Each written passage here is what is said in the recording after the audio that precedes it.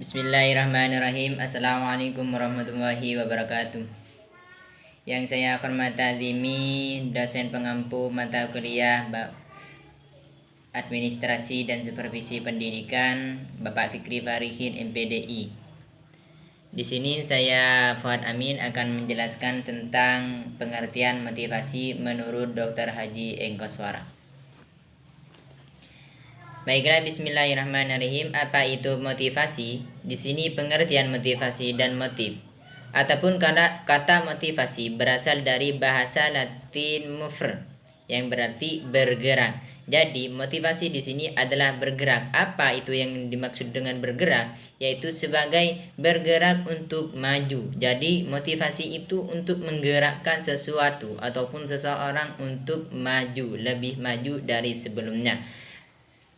Motivasi dalam konteks organisasi dijelaskan Hasibuan, yaitu sebagai suatu keahlian dalam mengarahkan pegawai dan organisasi agar mau bekerja secara berhasil, sehingga tercapai keinginan para pegawai sekaligus tercapainya tujuan organisasi. Jadi secara organisasi, motivasi adalah suatu prakata ataupun pelaksanaan yang menjadi motivasi tersebut demi terjangkaunya ataupun tercapainya suatu tujuan bersama ataupun kemaslahatan bersama, seperti itu. Jadi motivasi sangat penting di sini untuk memajukan pola pikir ataupun membuat semangat para lingkungan kita ataupun orang-orang di sekitar, seperti itu. Adapun tujuan dari motivasi tersebut, motivasi diberikan sebagai upaya memelihara semangat kerja karyawan agar pekerjaan dapat dilaksanakan dengan optimal. Tujuan motivasi di sini yaitu untuk memompa ataupun menjaga semangat daripada karyawan ataupun anggota dari organisasi tersebut.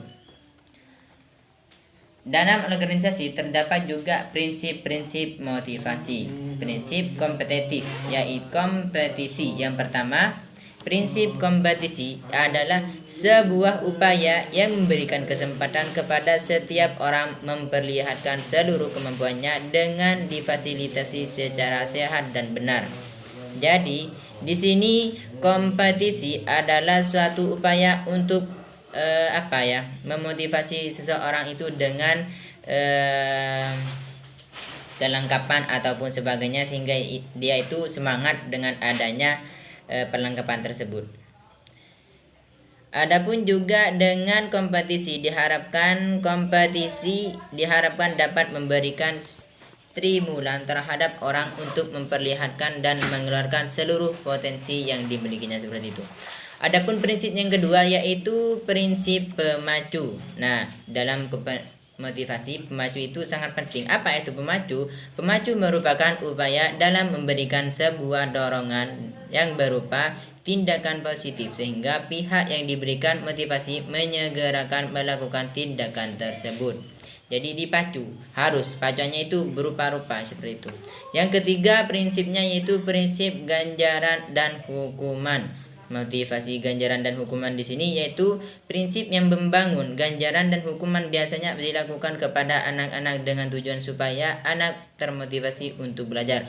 Misalnya, apabila tidak belajar maka tidak akan diberi uang jajan, dan sebaliknya apabila rajin belajar dan rankingnya naik maka akan diberikan sepeda. Jadi prinsip yang ketiga ini adalah prinsip yang sangat lumrah, seperti itu.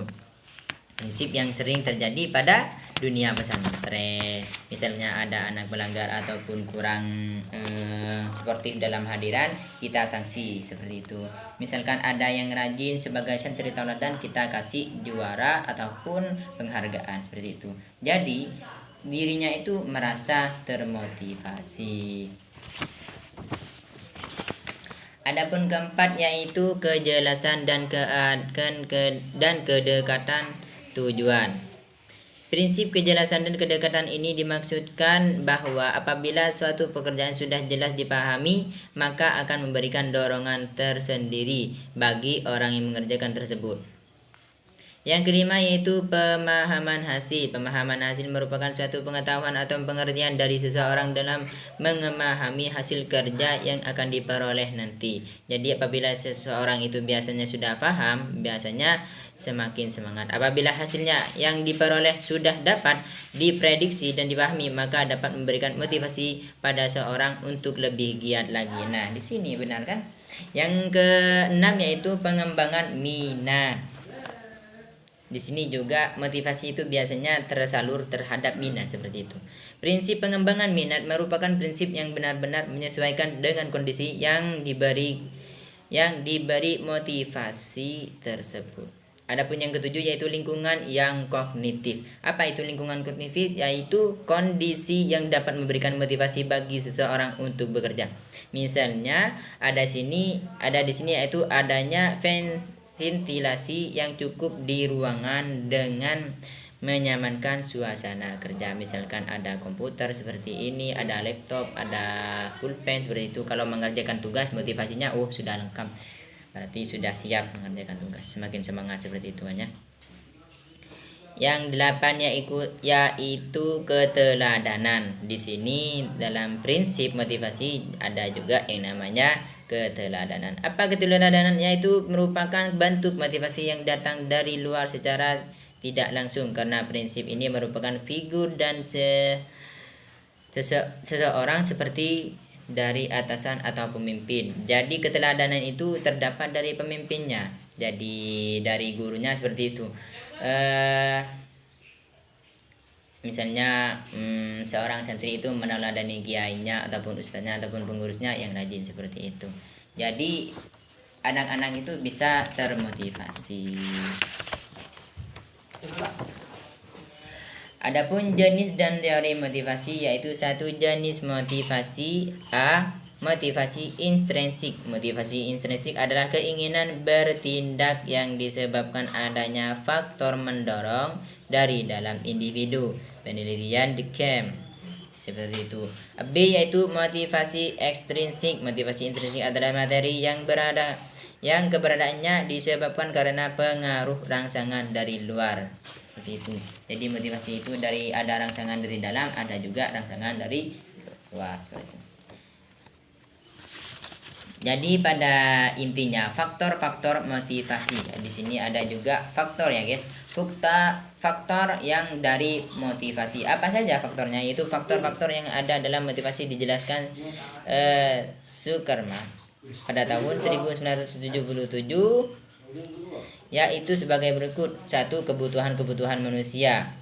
Kebutuhan hubungan, kepemimpinan, perangsangan, supervisi, sikap, dan semangat disiplin. Jadi dari 7 tersebut memang sangat membutuhkan yang namanya motivasi, karena seseorang itu biasanya saat lelah harus dimotivasi seperti itu.